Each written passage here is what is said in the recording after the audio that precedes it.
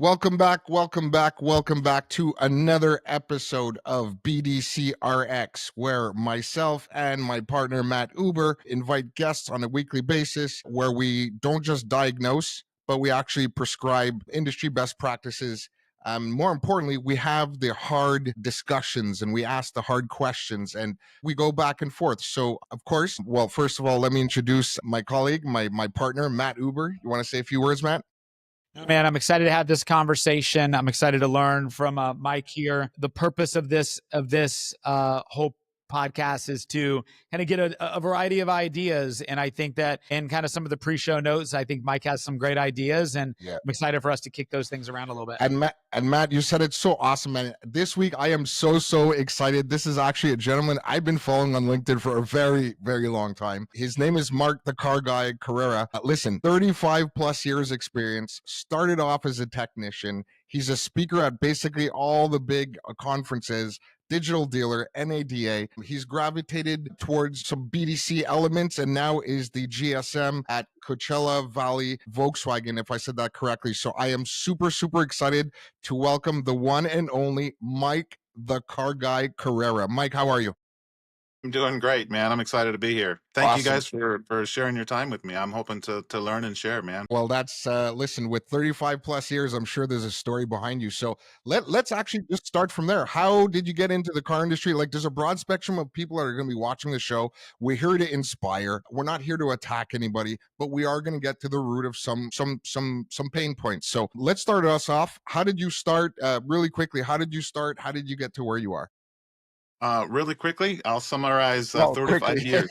35 years, just throw it in 2 lines real quick. Like everyone I've ever known in the car business, except sons and daughters of owners, I did not intend to get in the car business. I kind of stumbled into it backwards. I was going to college. I grew up working on cars. My uncle was a lead tune-up tech at a major Ford dealer.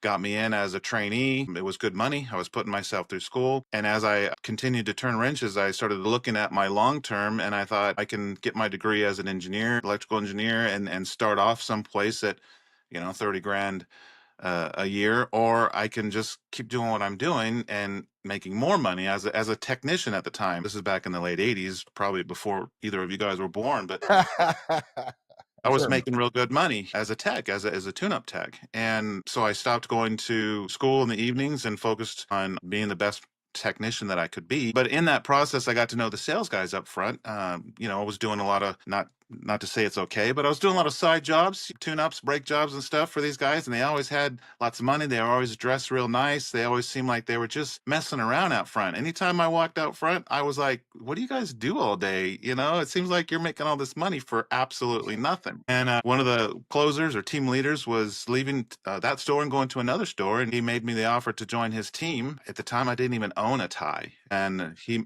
showed me his check stub that day, and I said, well, Jesus, what am I doing? So I put my tools away, got a tie on, and it went all downhill from there.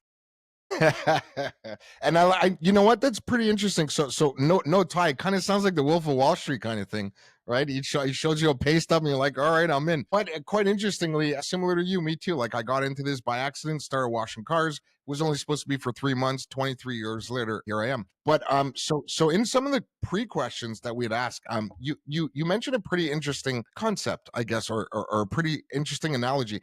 You said it went downhill from there. Can you talk about that? Because and it's not to out you, but there's a lot of people right now in the car industry that probably feel that or in that space. So what does that mean exactly? Without pointing fingers, but what does that mean exactly going downhill from there?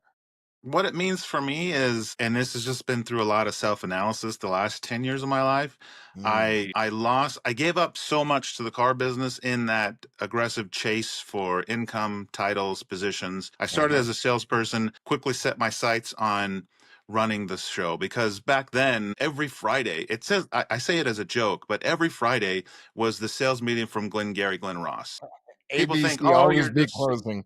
Yeah, people think, oh, you're just exaggerating. It can't be that bad. And yet it was worse. That's like a clean version of my sales meetings every Friday. And I always thought, when I'm in charge, I'm not going to do it that way. I don't think that's the best way to motivate people. I don't think that's the best way to manage a team, to coach, to, motivate. So in that search to get a closer job, get a F&I position, get to the desk, and be in a position where I could dictate the processes and the management of the store, create the culture. I gave up 2 marriages and 3 older kids, missing birthdays, missing events, sporting activities, all that stuff. And then I got to a place where I said, wait a minute, was it worth it? Was this chase worth it? Because if I fall over dead on the showroom floor, everybody will be bummed out for 5 minutes, but the owner's going to have to hire a new guy to take over. And within a couple of weeks, I'll be a memory. But my family has lost out. So I kind of had to shift gears and come at it a different way. And it started to be real obvious when I was interviewing new salespeople coming into the car business, and I was figuring out that they weren't motivated like I was motivated. I was showing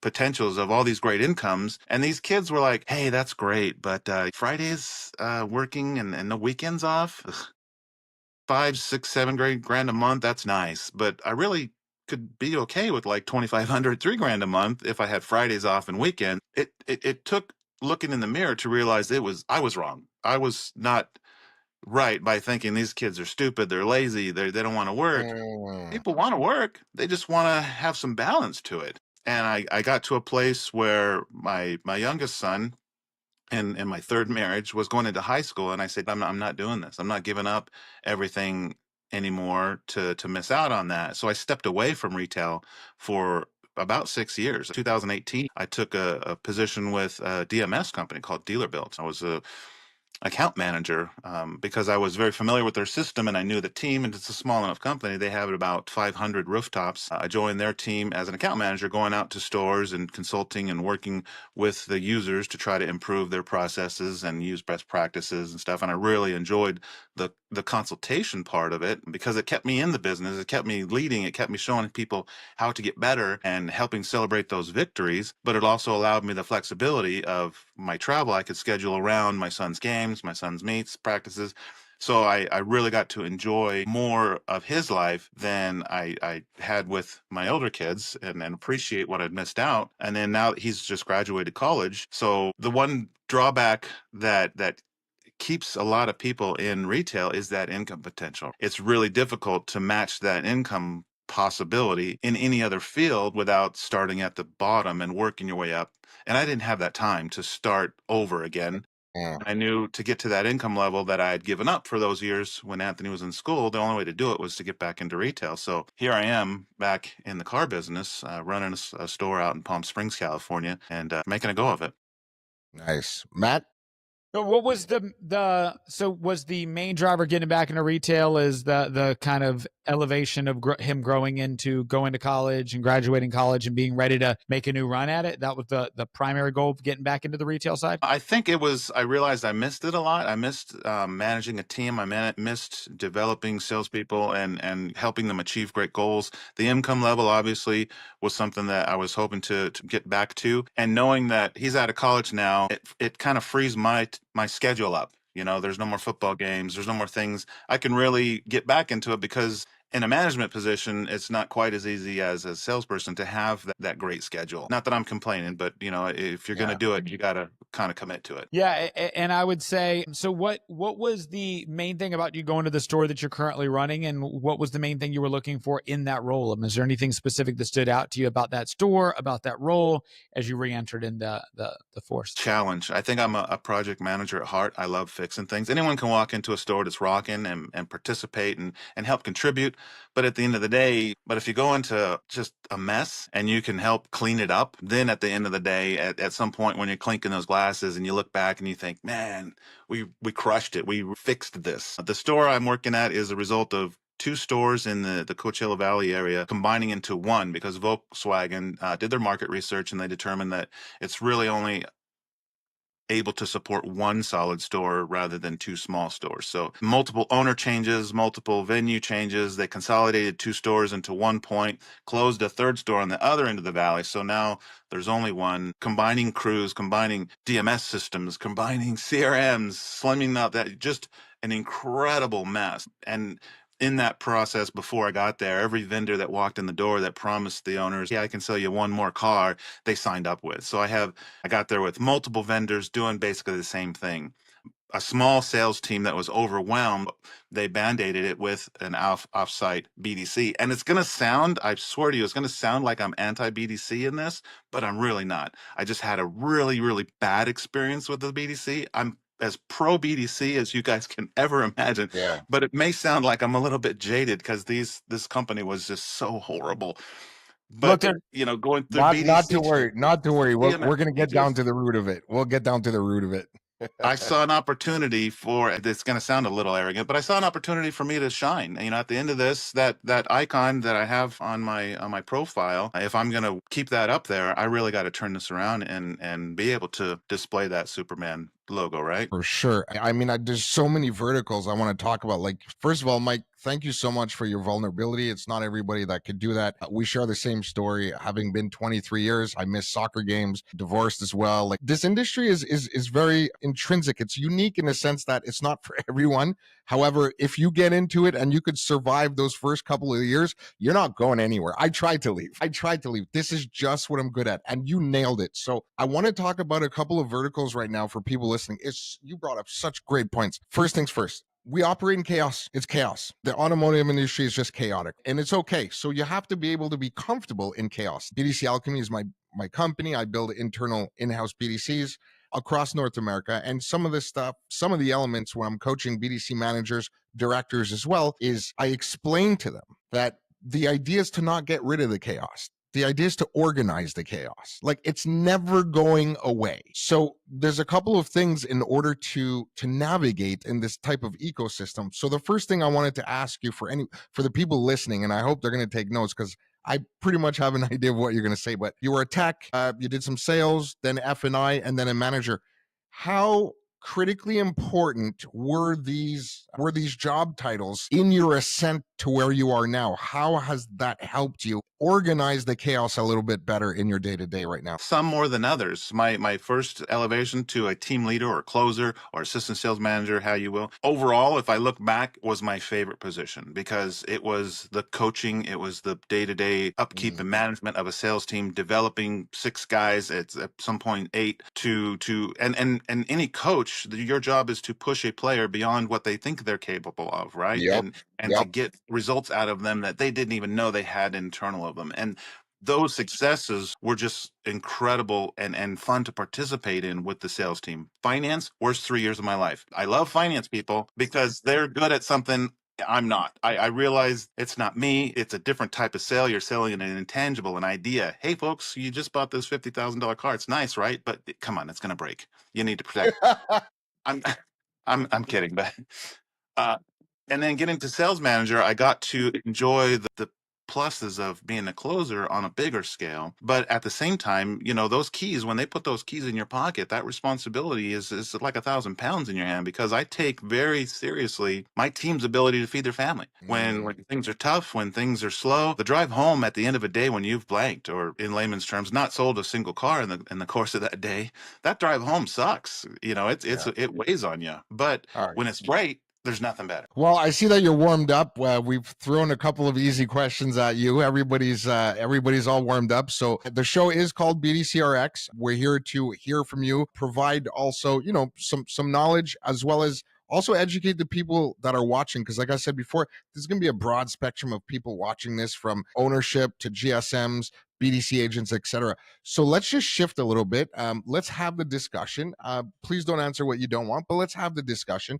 You had said before that you had a bad experience with an outsourced BDC. Can you talk to us a little bit about that without nailing anybody or mentioning, and go ahead, Matt, please. No, I want to give this preface as well. Mike, I run an outsourced BDC. Not all of them are good. I think the execution of a BDC is more important. So like I say that in that I don't get the impression you would pull punches or hold punches here, but I don't need you to as well in this answer of this question. I want you to lay out the way you view it with the company you did. Let's identify what could have been better, what could have done wrong. And look, at the end of the day, it might expose something that I might not be good at in trying to service my clients as well. So I want to learn from this experience, but also see if we can kind of figure out where it went wrong, if that makes sense. So I wanted to give you that at least caveat, because maybe you might not be willing to speak as openly, knowing that I run that, and you might be essentially hurting my story in a sense. So Let's get him, Mike. Let's get him, Mike. Completely agree. There are good companies and bad companies. So I wouldn't think that you'd take offense at anything I would say about one that isn't up to that standard. Because to me, and if I can just take a moment and kind of explain why I have such a high standard. Many years ago, running an internet sales team for a 5-store group, we worked with a credit union buying service. And these credit union agents were basically, bank employees that would call me and say, hey, I'm looking for such and such for my guest, and we'd negotiate based on their contract that they had with us, and we'd deliver the car to them, and they'd deliver it to the customer, sign contracts at the bank. And one day I got a call from one of these guys that I'd done a lot of deals with, and he starts the conversation by saying, hey, Mike, is the Jeep Wrangler available as a 4-wheel drive? And as a car guy, my whole life, it just like crushed me. I was like, what? How can you even ask that question? Do you not know what a Jeep Wrangler is? And he was like, dude, I'm not a car salesman. I don't know. I don't even like cars. And I go, I can hear you, but you're representing cars to your clients, to your bank, members. Shouldn't you have at least a kind of a functional or working knowledge? I said, look, if I lost this job tomorrow and I went to Best Buy and I was working in the TV section, I just personally would want to learn about the difference between an LG and a Sony, and just so I felt comfortable talking to people. He goes, yeah, I don't really care about cars. That's always kind of stuck in my craw. So for all these years later, and working with folks that are not at the dealership, that are not car people, I kind of get it, but I always kind of hope that they'll like have an interest at least. And I'll give you some examples. I work for a Volkswagen store. The ID Buzz is a van that came out. It's got a retro look, super popular. We were getting massive amounts of leads on it. And I was getting questions through our internal chat from our BDC team like, is the ID Buzz available as a hybrid? Well, it's an EV. It's an electric only vehicle. There's no gas power. There's no hybrid. It's an EV. Combining 2 stores just to try to make sure nothing was falling between the cracks or response time was meeting Volkswagen's threshold. And again, I think some of the focus was making sure that Volkswagen was happy more so than actually trying to sell the cars. Sometimes you're just trying to satisfy requirements, right? Response time, quality of response, these kind of things. I started looking into it after tackling some of the bigger fires that I had, and started seeing texts going out to customers that literally, and I have them, I could send them to you. We can all laugh over a drink. It would say, hi, Sam, this is Joe with ABC Chevrolet. I see you're interested in the new Volkswagen Tiguan. Can I answer some questions for you? Multiple times, different dealerships. And I get, when you're running a BDC center, sometimes you're contracted with multiple stores to stay busy, right? You can't just make your career off of one store. I get all that. But I want those folks to be able to switch their hats fluidly. I don't think that's too much to ask. If you forget, I'm done working with this Hyundai store, I'm going to go to the Volkswagen store, but you still say, hi, Sam, this is Joe with ABC Hyundai. How can I help you with that 2025 Tiguan? The customer's like, what? I'm not looking at a Hyundai store. And yes, there's the argument that maybe they weren't paying attention. The customer isn't going to be offended by that or anything, but it's still not their call to make. It's my customer. It's our store's customer. My team is relying on the quality of those responses to get that customer engaged, set an appointment, and sell a car. That's the process. I was seeing emails that were going out, and just like many people read the lead. That's so important to me when I'm coaching. I would see, leads that came in through one particular vendor that we were getting, and they would include the zip code. They would say, hey, I'm inquiring from this zip code, and a 2-second Google search, oh, that's a San Francisco zip code, which is 800 miles from my dealership.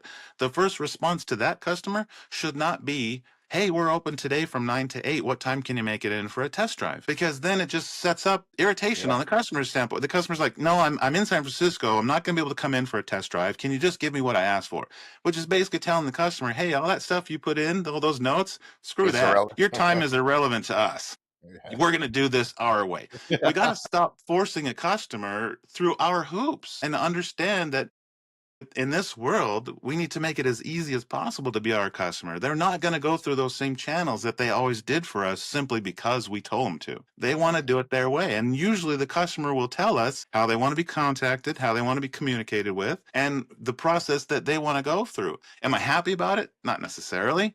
but I didn't change the world and I sure can't change it back. So let's make the best of it in this world we live in. Let me ask this question as you say that. And I don't know if there's a right answer, but I'd love to hear your answer, Mike, and then Shawn, your response to this. So you just said the customer will tell you how they want to be interacted with. Do you think that we should just follow the customer on what they want, or should we dictate to them what they need to do in that next step? Like, is there a world of us following them down their path, or us recreating a new path and kind of being the expert on our side to walk them through? I get the impression, Mike, you might think, I mean, I don't know if I disagree with you, that if they say, here's how I want to be communicated, or here's how I want, just give me what I want, or is there a place for us to challenge them on what they think they want with what they actually need? Mike, what do you think about that? I think there's room for kind of both. What I mean is a customer, if you send an email, make a call, and send a text, and the customer responds back to one of those, that's how they're saying, communicate with me. Makes sense. We can still be the guide. We can still be the professional. They still need us. They can't do this on their own. They still want us to hold their hand and walk them through. But we need to be just cognizant of the medium that they're using. If they respond to a text, don't send them continued emails that are just bullshit. Yeah. Don't keep calling them. Right. If a guy responds to the text and I see someone continue to call them and left voicemail, I want to punch that person. It's checking a box. Because the customer told you, I'm comfortable with this form of communication. And I don't mean let the customer dictate the terms. But by no means am I That's the saying way I that. interpreted it at first. I was thinking like that customer's like Communication. That's all I meant. And then us being able to actually like push the customer down the way they need to from our expertise. I get what you're saying now. Yes.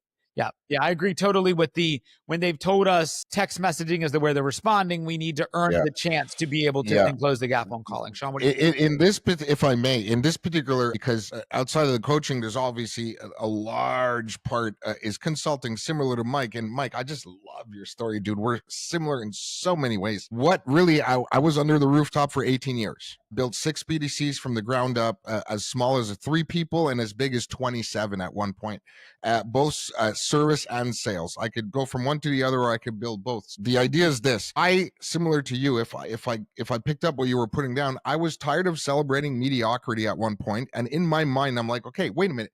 There's got to be a different way to do this. Why? Because I was so obsessed with each and every job that I did. So from washing cars, I used to ask, why do we use this soap? Why are we using these chamois? Because the chamois are leaving behind I just got so obsessed. And then I went over to being a porter, and then I went over to a shuttle, and then et cetera, a service advisor, used cars. I was a service manager. Then I was building BDCs.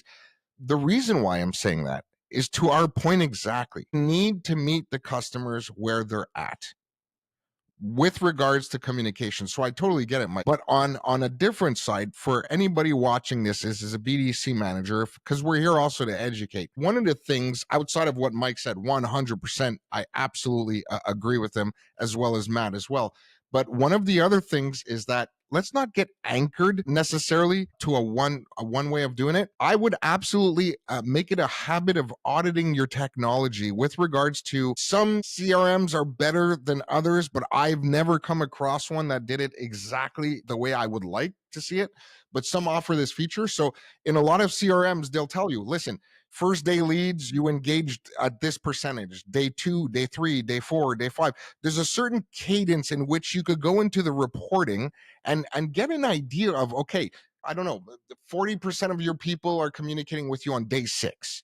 Okay, great. Well, within those 40%, what are the avenues? Was it texting? Was it emailing? Was it calling? So outside of, obviously, yes, I'm an absolute advocate of reading the lead, 100%, because I've always said this: the lead becomes the script, right? The lead becomes the script. What they're writing becomes what you talk about, right? So I think it's also very important to regularly audit your technology that's in place with regards to, hey, we're spending this much on this video, sending videos. Great. It's a great idea, but is it working? I was always led to believe, and what I know from a lot of my mentors, that you can improve what you don't measure. So I really fundamentally believe that if we're communicating, great, but what is the best form of communication? So with regards to that, as a transition, I'd love to get your ideas, and Matt, for you too. I would love to hear your perspective on this.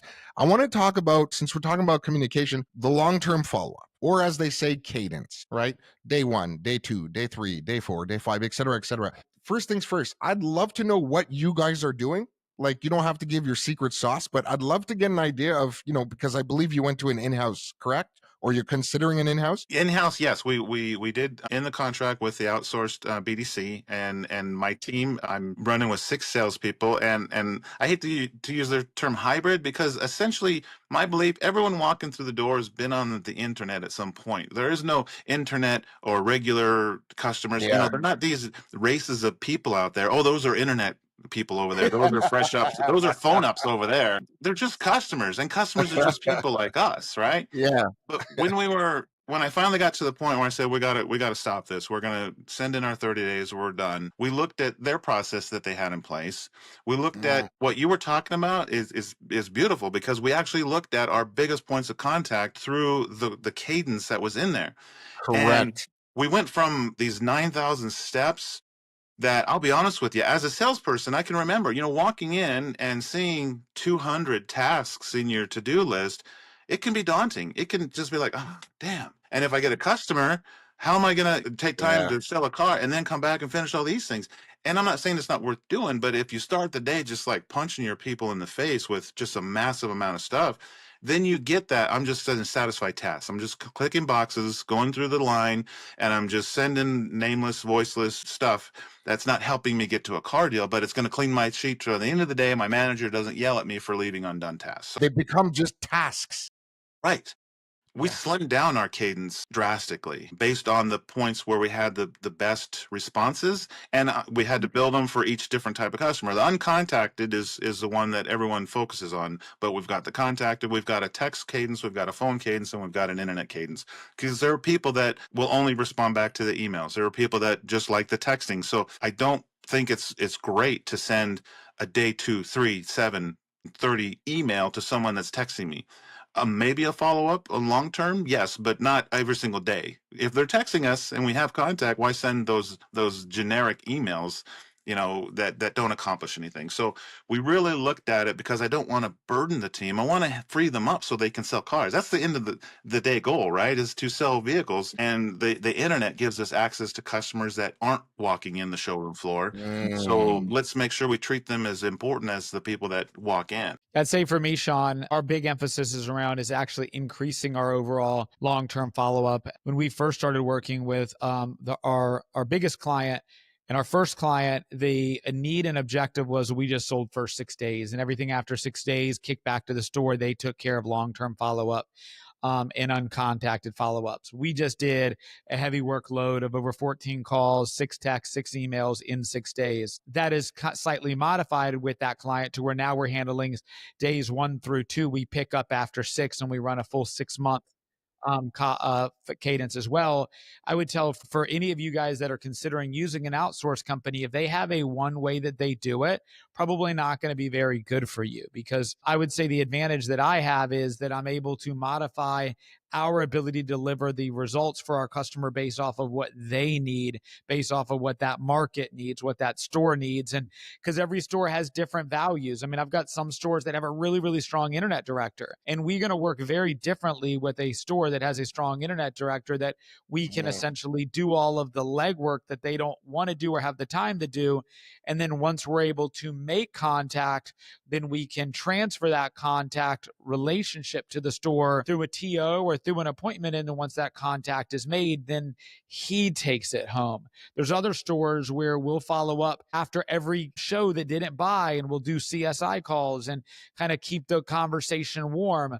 And then there's that process where we're following up through day 6. We leave it alone. After that, the store takes it over. And then there's other ones where we'll take care of everything from a 6-month follow-up on all non-contacted. So I would say the advantage of an outsourced team is the agility to not have only one way to do it and only one way to work it. Try the different ways, have a lot of reporting and control around what is working and not, and be willing and able to be agile. I think one of the biggest challenges leaders have is the willingness to look at another way to do something or another way to test something and A/B something to be able to see what works and what doesn't. I'll leave you guys with one other point, and maybe we can talk on this. I think one of the other biggest things I teach, and this is not just in the BDC world and in the dealership world, but as I've teach salespeople for over 20 years, which is, especially once a contact, the most important thing to do is control. So what I teach is control of the conversation. So if the conversation comes with an objection, I teach them how to listen, acknowledge, make a statement, ask a question to seize back control of the direction of the conversation. If that conversation does not result into an appointment and there requires a level of follow-up, then dictating the control of when that next follow-up happens and being clear and concise with that. Because I think a lot of times we have to know, especially in the automotive industry, we have a gap of trust that we have to overcome. One of our biggest challenges in the dealership world, representing a dealer or being in the dealership world, is how well can you communicate the gap we have around trust. I think one of the biggest ways to do that is when Matt says he's going to do something, he does it. I'm going to call you back in 3 days at 3 o'clock. At 3:02, I'm going to call you back to follow up on exactly what we discussed. And then when I do that, I remind him, remember I told you I was going to call you back at 3 o'clock at 3:02 to get you this answer. I do what I say I do. That's what we do here at this dealership. And that bridges the gap on trust, and it gives them that overall confidence that you're somebody worth doing business with. And especially from the BDC side, the big thing we're trying to do is bridge that gap with trust, confidence, to create an experience for that customer. So that's at least my thought process and kind of how I teach my guys how to do that process. Well, and listen, guys, that's the whole purpose of this show. There's not just one way to do stuff. Mike, you said it amazingly before. Call it a hybrid, call it a mix. At the end of the day, the BDC is a business unit. Whether an outsource is doing the first 3 days or the last 6 days, it doesn't matter. It becomes the guest experience, and it needs to be seamless. And that can only be done if you get real surgical about the process. So documented processes, process flow charts, just to really understand. So and you alluded to something, Matt, that I love. You mentioned the word coaching. And Mike, you said coaching probably about 7 to 11 minutes ago. I'd love to talk about that, because at the end of the day, I got into this to give back.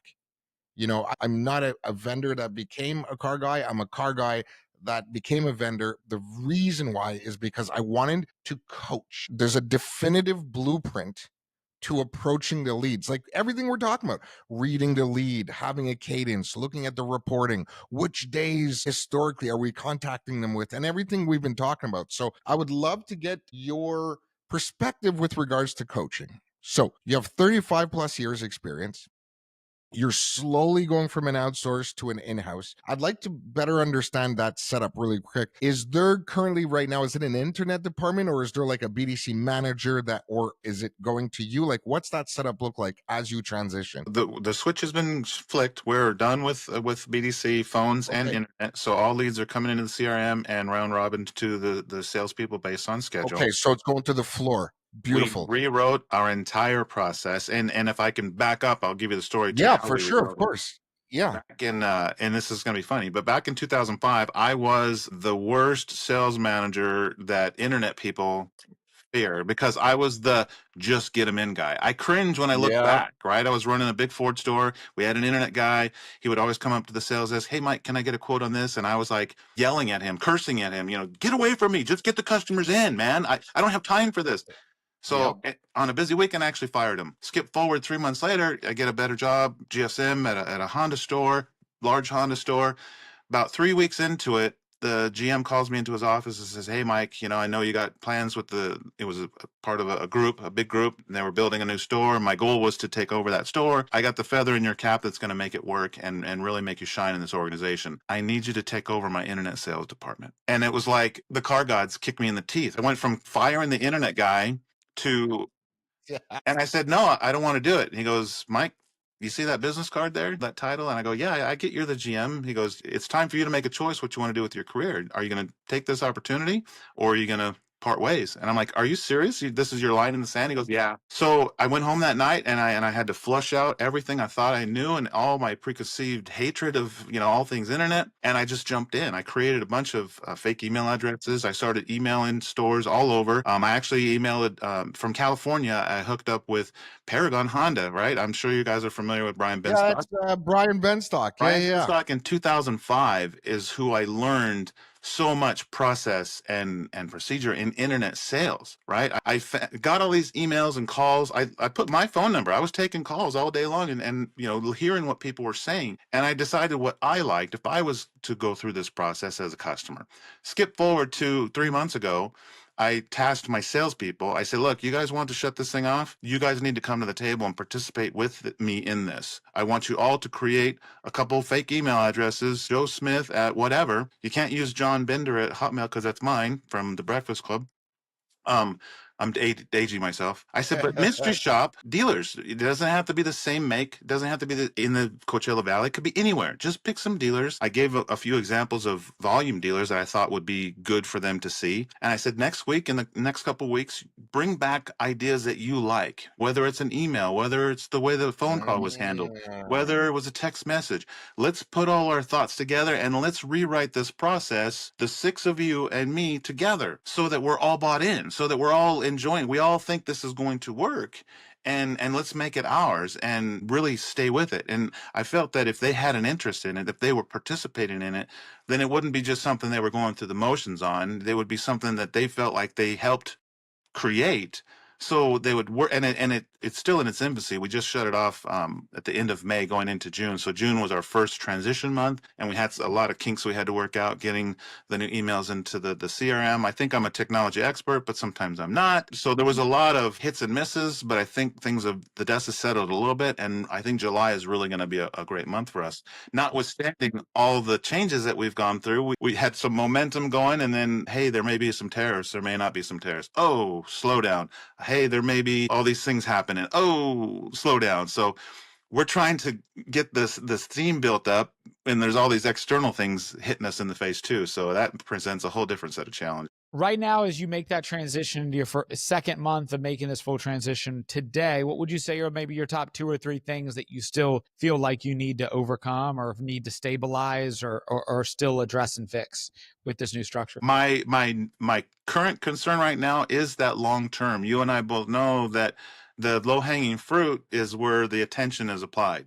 I want to make sure moving forward that the customer that hasn't responded or said, I'm going to wait or what have you, doesn't get forgotten in 45 days. And time is going to be the only thing that tells that. In 45 days, we're going to have to look at our numbers. And that's not to say I'm not going to look at it until 45 days. At 45 days, at 60 days, at 90 days, are we looking backwards and saying we missed deals because we weren't diligent enough in our follow-up process? At some point when things get busy again, I'm not opposed to an outsourced BDC center. It would just have to be a better one. But there may be a point where I have to grow my sales team to accommodate the incoming volume of sales. I may have to shift their focus. I may have to give them the support that they deserve if they're not able to sell the cars they need to sell with the traffic we have and maintain the leads. If the leads start sitting there for too long because everyone's on the floor busy, it's a good problem to have, right? But it's still a problem. So let me ask you, it's one of the things when we look at data, you referenced this earlier, which is getting the leads fast enough, doing the effective follow-up. And one of the reasons why I think an outsourced BDC is always so valuable to a store is because and I ran into this situation in a different world. So I'll give you kind of like a solution and situation I had when I was running a sales organization on the vendor side. And for so many years, I had a veteran sales staff that was really good at presenting and closing, but they were allergic to cold calling. They didn't want to pick up the phone and call new dealers. And so I would, every single month, I would beat my head up against the wall trying to teach make my veteran salespeople do something they didn't want to do. And also because they didn't want to do it, they never got good at it. So they didn't want to do it because they weren't good at it. It's something they were uncomfortable with. And so I convinced the ownership of the organization to let me go bring in a team of entry-level, low-level appointment setters. And what we call those in the industry are SDRs. And so I built a whole SDR team and then built a whole infrastructure of growth from within using an SDR team. And my concern, Mike, is what I've seen from my landscape of working in BDCs is that those floor sales guys will do the BDC work as long as they think it's helping them sell more cars. But as soon as they don't, they'll avoid it or stop doing it. And you'll find yourself in a similar scenario that I was, trying to teach these veteran guys to do something they're either not comfortable with or don't see the value in doing. And I think that's where the kind of that lower level, entry level person that has no choice but to do only that becomes so valuable. Shawn, have you seen experiences where you've seen some really, really successful stores run? Because I haven't myself, but I've only done this for a small period, where you've seen the floor run the BDC and there not a lot of balls get dropped in the BDC side. Great question. I've been doing this a while. Built BDCs from the ground up, baptism through fire, similar to you, Mike, kind of like way back in the day, just throw me in there and hey, figure it out. So I guess my answer would be a little bit biased in the sense that I operate well in chaos. I actually need chaos. I am a process and data-driven individual where I could then conceptualize a coaching program with regards to the data. So the success is never by accident. It's structured, right? So one of the things, it's important to get some data metrics and nothing too overbearing, because I like to try and keep it as simple as possible. But for anybody watching, when we're talking about, and again, I'm speaking in-house kind of stuff. So what I know for a fact is that at every 110 fresh leads a month is one agent. Start there, okay? So if you're getting, I don't know, anything under 100, which I've never seen in my life, but I would slowly start to use the BDC as an incubator for new hires. So what happens is you go out, you'll get that, assuming we always need a salesperson. So you go out and you get that salesperson, you bring them in as the main BDC person, then they get their training so that by the time they hit the floor, all they've ever known was the phone, the CRM, etc. And you just keep looping that system around so that by the time they hit that, you're cultivating them from inside, and they're in store. You see them every day. You're in control of it. You're in control of them, and all they do all day is the leads. Or what I have seen is, instead of just doing round robin, getting somebody from the floor every day to answer all the leads. The next day it's another salesperson. The next day it's another salesperson. The next day it's another salesperson. So there's a lot of different ways to skin a cat. Sorry for all the pet lovers out there. It's just the way I say it. But I fundamentally believe at the end of the day, if someone is going to bring the leads in-house, it requires a person that's going to do just that, because you want to incentivize the behavior that you're expecting from the leads. So if you're taking somebody that's commission based and we put them in there, of course they're going to attack the low-hanging fruit. That's how they're being incentivized. That's how they eat, right? So I think by taking away, and I don't blame them. So I think by I'm getting a person, getting them a nice solid base salary so that they don't have to wonder, anywhere in the areas of 18 to 20 bucks, streamlined processes, and a performance-based pay plan could be really, really beneficial and cohesive with regards to your long-term follow-up. One thing I will say, to your point, Mike, I think you had mentioned before, sorry, I jotted some stuff down here. So with regards to long-term follow-up, it's the only way I've ever seen that it could work sustainably. One of the things, the minute that a lead comes in, the way I coach my people is very simple. You need to immediately distinguish, is this an in-market shopper? So someone that's just starting the shopping experience. And then there's another type of lead, which is called a shopper that has shown purchase intent. Hey, Shawn, I like this car. How much is it? I'm ready to buy. That's two different things. So that shopper that has shown purchase intent, immediately to the floor. And that long-term follow-up, hey, Mike, how are you? Shawn from ABC Motors. First question should always be, are you looking to buy this vehicle today? They will tell you, actually, what? I just started, sent a couple of leads. I'm looking to buy this maybe in the next 3 to 4 weeks. Boom, right away, white gloves on, you start qualifying. So I think that level of precision can only happen when somebody's really dedicated, because if we look at all other departments, the F&I doesn't go and sell cars for 2 weeks and then back to F&I. The tech doesn't go and be service manager for 2 days and then back into the back as a technician. So I fundamentally believe that everybody has a role to play, and this is why we call it BDC, business development. Everybody's responsible. I think that there are a couple of things I've learned in just a couple of episodes we've done. Number one, we had a marketing specialist who talked about the internet department being the pathway to growth from the floor. We also met with another young lady who talked about her new people coming in and having to spend a certain amount of time in the BDC to then get to the floor. So I think that for you, Mike, I think that's maybe a couple points that might be able to add to what you're adding and doing, which is having that when you grow your team, having them spend a certain amount of time in that specific focus so that you could align their incentives. Hopefully that helps. 100%. I completely love that. That's why I said that's a brilliant idea. I'm latching on to that. It's mine now. I stole it from you. Have at it. Yeah.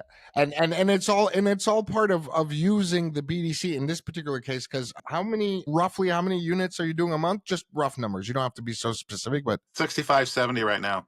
okay, so a smaller store. Yeah, and I'm not trying to be condescending, but for a smaller store like that, I would absolutely definitely recommend, like I call it, using the BDC as an incubator. Very important. That, Mike, is where you have the control.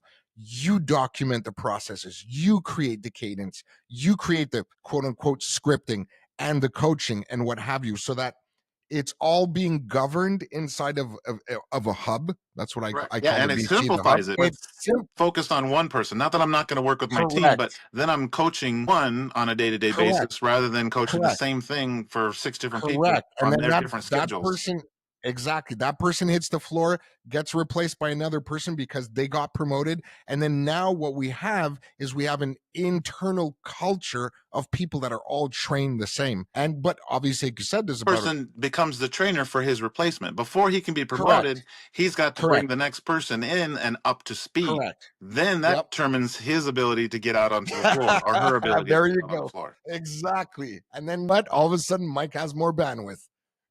I love it. I love it. See, I learned a lot. That you guys have given me definitely something to make as a goal for sure. Yeah, I mean, Mike, look, I'm excited about what you're building. I love to keep the conversation going. Obviously, I think Shawn would be an absolutely great short-term resource for you.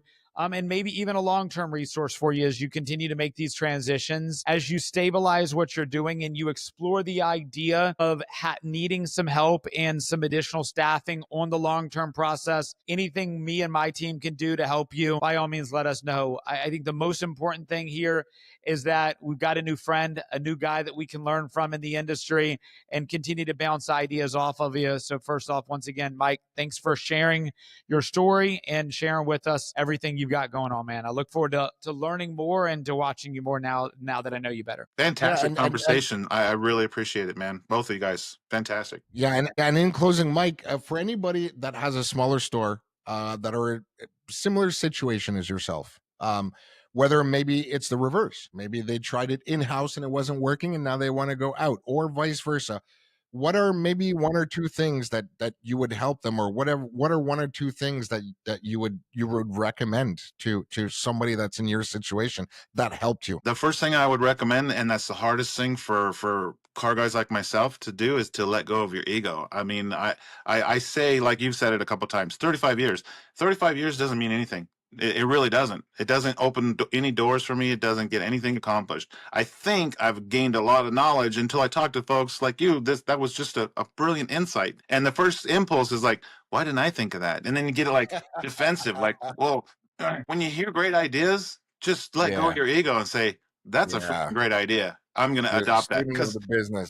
When I'm honest, I don't have a single original great thought. Everything that works that I've used in my life, I've gotten from somebody greater and smarter than me. If I'm the smartest person in the room, wrong room. I need to get out of that room. I need to be with people that think at a higher level because I learned from them. And that was a great idea. So when you're looking at whether it's a new vendor for any system or process or a new anything, just kind of check your ego at the door. It's so hard for us car people to do because we think we've got it all figured out. But at the end of the day, I'm running a sleepy little Volkswagen store in Palm Springs, California. If I was all that, I'd be, managing Galpin Ford or something, but I'm not. So I need to keep my ego down to a minimum. All right. Well, listen, thank you so much for those insights, man. I hope everybody I got about a page and a half of notes here from Mike. So Mike, again, thank you for your vulnerability. It's not always an easy thing. You opened up. That's why I love these conversations, because like Matt just said, through you, I now, like, I absolutely resonate with you, because we went through trials and tribulations, and you don't get those missed soccer games back, you know. And my guy today is 14, but when he was 3, 4, 5, 6 years old, and I was spending 60, 70, 80 hours at the dealership just trying to get it in, I look at him today, I'm like, oh man. Yes, sir. But again, listen, water under the bridge, it's what we do from now. I'm a big fan, Mike. I will continue to look at your content. If anybody wants to reach you, Mike, if anybody wants to reach out to you, if they have questions, if they want to follow you, how can they do that? I'm easy to be found. It's just Mike the Car Guy. I mean, I'm on LinkedIn. I'm on so many. I'm on Threads. I'm not as much on Twitter anymore. Not as much in Facebook, but LinkedIn is my primary avenue Beautiful. for communication. I'm there quite a bit. Excellent. Just reach out, man. All right. Cool. Well, thank you so much, Mike. And as usual, Matt, dude, you're my brother from another mother. Thank you so much for this. I took some notes too. I'm learning from you as our relationship grows. And thank you very much, man. Thank you guys. Both of you. See you soon. Thank you. Thank you, guys.